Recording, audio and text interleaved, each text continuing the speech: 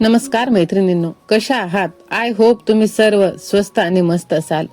मैत्रिणींनो, जर तुम्ही 30च्या पुढे असाल तर आजपासूनच स्वतःची काळजी घ्या. कारण घर चालवणारी व्यक्ती जर आजारी पडली तर संपूर्ण घर डगमगतं. तिशी म्हणजे जबाबदारी, पण तिशी म्हणजे स्वतःवर प्रेम करण्याची वेळही आहे.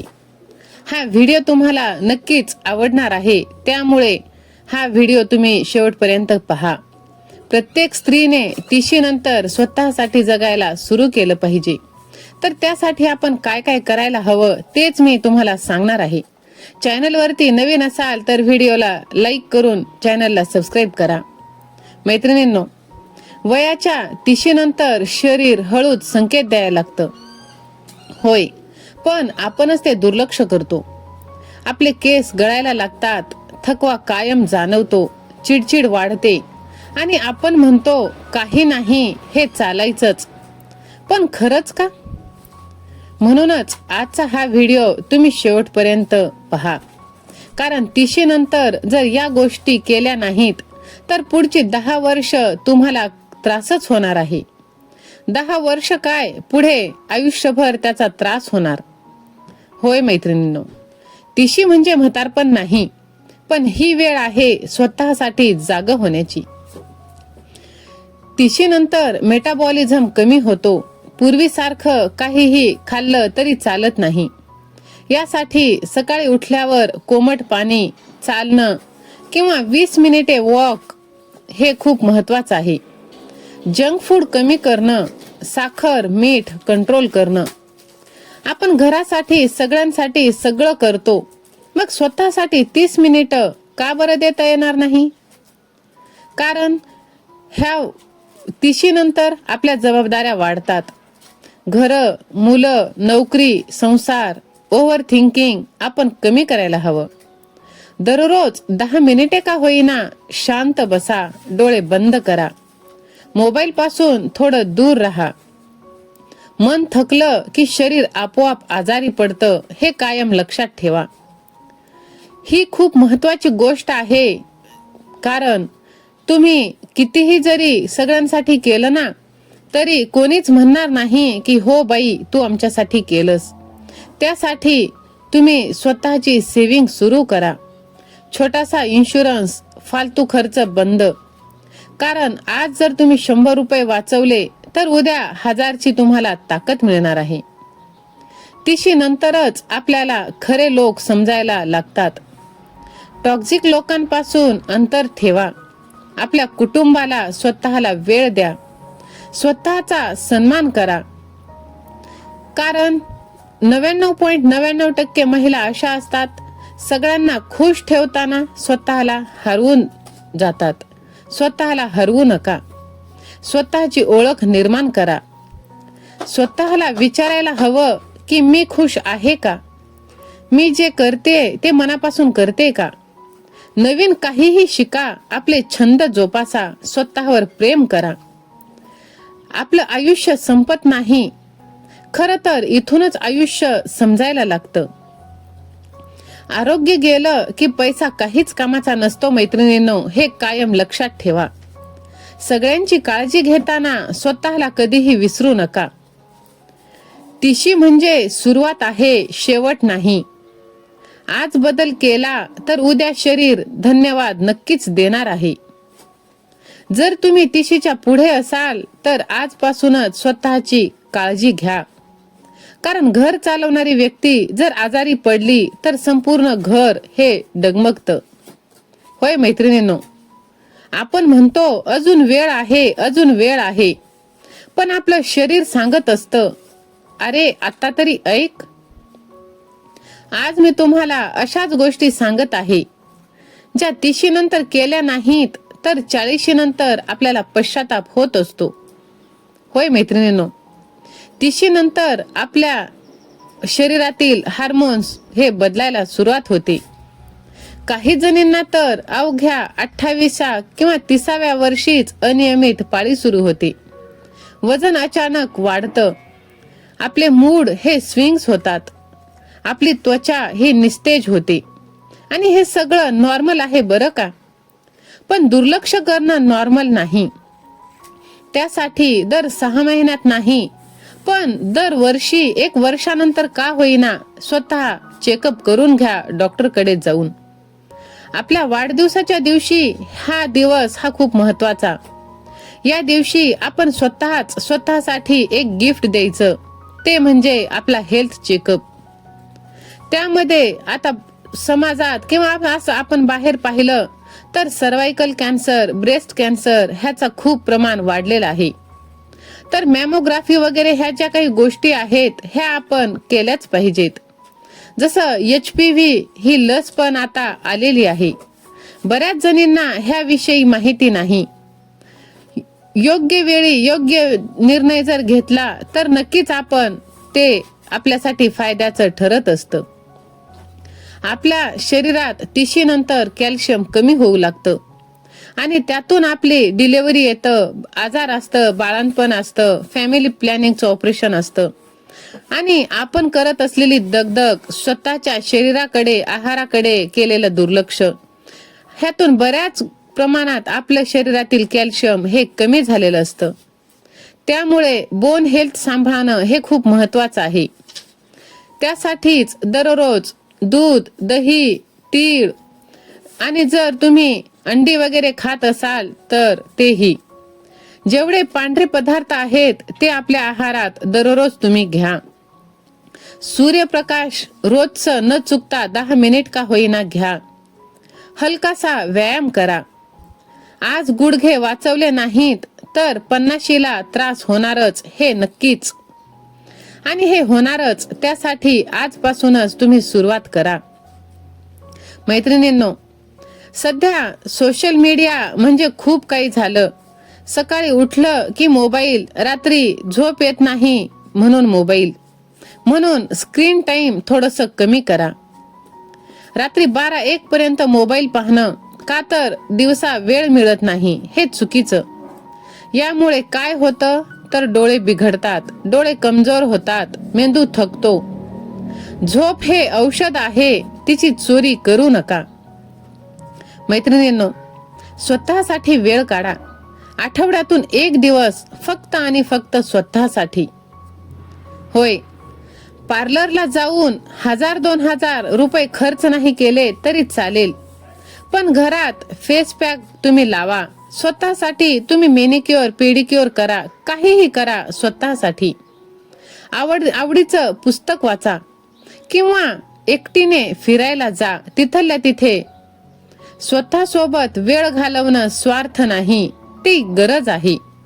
कारण जेव्हा आपण स्वतः एकटे असतो तेव्हा स्वतःला ओळखतो.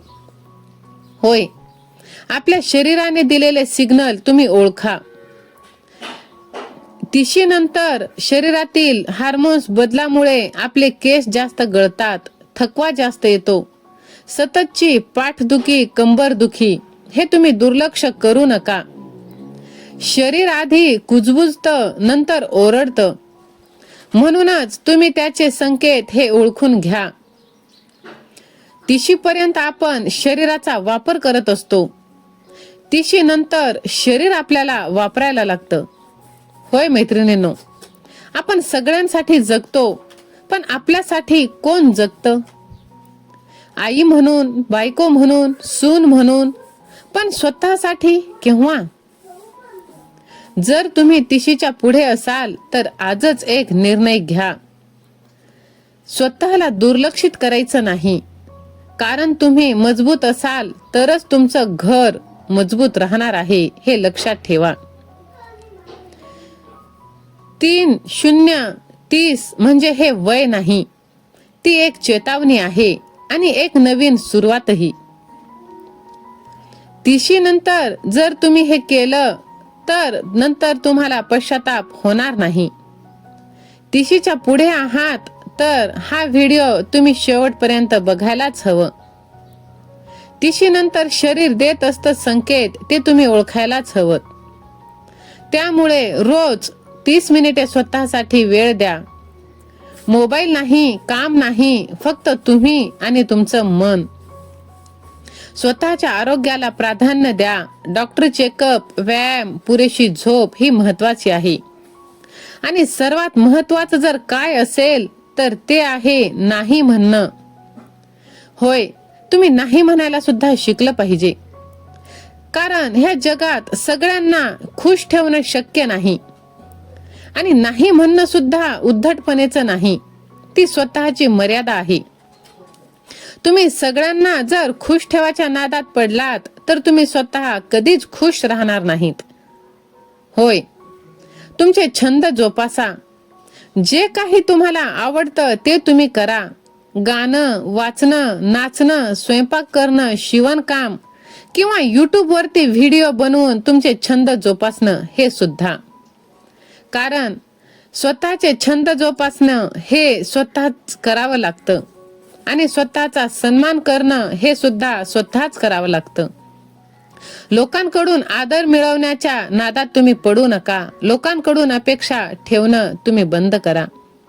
कोणी कमी लेखलं तर शांत बसू नका. तुम्ही स्वतःचा सन्मान करा. आणि स्वतःला कोणी चांगलं म्हणेल हे सुद्धा तुम्ही अपेक्षा ठेवू नका. कधी कधी आपण इतकं सहन करतो की स्वतःलाच कळत नाही आपण आतून तुटलो आहोत. होय मैत्रिणींनो, तुमचं आयुष्य फक्त जबाबदाऱ्यांसाठी नाही तर ते आनंदासाठी आहे. दुसऱ्यांसाठी नाही तर स्वतःसाठी आहे. कारण स्वतःसाठी जगणं हा काही गुन्हा नाही बरं का, असं मला वाटतं. तुमचं आयुष्य फक्त दुसऱ्यांसाठी नाही. स्वतःवर प्रेम करा, जग आपोआप बदलेल. रिकाम्या माणसांकडून कोणी ऊर्जा घेऊ शकत नाही. आज छोटासा एक निर्णय घ्या. दररोज 10 मिनिट का होईना पण स्वतःसाठी जगा. कारण तुम्ही आनंदी असाल तर घर आनंदी राहणार आहे हे तुम्ही लक्षात ठेवा. तुम्ही मजबूत असाल तर संसार मजबूत राहणार आहे हे तुम्ही लक्षात ठेवा. स्वतःला विसरू नका, कारण तुमच्यासारखं दुसरं कोणीच नाही. होय मैत्रिणींनो, पहा, खूपदा असं झालेलं आहे की या जगात आपण एकटेच असतो. आपल्या मनात खूप काही चालू असतं पण ऐकणारं कोणीच नसतं. हे तुम्ही कधी ऐकलंय का की ज्याचं कोणीच नसतं त्याचा देव असतो? तर हे बरोबर आहे. आपण सगळे अनुभव घेतो पण त्यावेळेस वेळ गेलेली असते. म्हणूनच ही गोष्ट तुम्ही वेळेलाच समजून घ्या. ज्याचं कोणी नाही तो देवाशी जास्त बोलायला लागतो आणि मग कळतं की मी कधीच एकटी नव्हते. देव आपल्याला तोडायला नाही तर घडवायला येत आहे.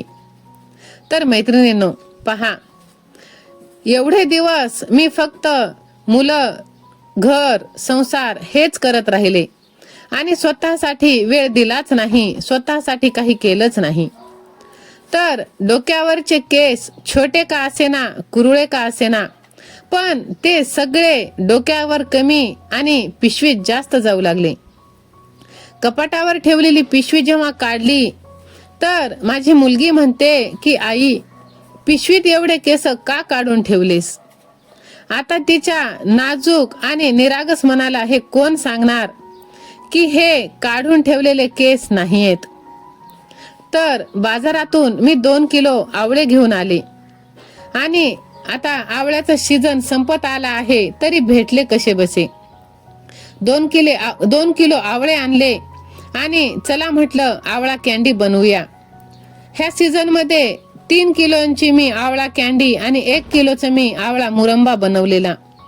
आणि ते जेव्हापासून मी आहारात घेतला आहे तेव्हापासून केस गळती पूर्णपणे नाही पण बऱ्यापैकी कमी झालेली आहे. तर चला म्हटलं, वर्षभर नाही पण जेवढे दिवस आहे तेवढे दिवस तरी आपण स्वतःसाठी ते करूया. छानपैकी ते उकडून घेतले, कारण मागच्या वेळेस वाफून घेतलं आणि कुकर मधलं पाणी संपलं आणि कुकर जळालं. तर स्टेप बाय स्टेप मी ते तुम्हाला दाखवलंच आहे, सांगितलेलंच आहे कसं. तर ही पहा, ही फायनल स्टेज आहे. त्या दिवशी गच्चीवरती मी धान्य वाळवायला गेले तर वरती ते वाळवून आणले एकदम छान पैकी आणि इतकी सुंदर आवळा कॅन्डी झालेली आहे की अर्धा डब्बा संपत आला आहे. तर चला स्वतःसाठी जगायला शिकूया. कारण आपल्यासाठी कोणाचंही जग थांबत नाही.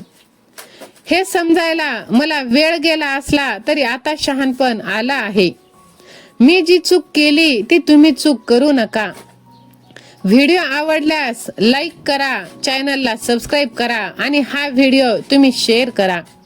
पुढचा व्हिडिओ कोणता पाहायला आवडेल हे सुद्धा मला कमेंट करून नक्की सांगा. आणि कमेंट बॉक्समध्ये तुम्ही हा व्हिडिओ कुठून पाहताय ते सुद्धा नक्कीच सांगा.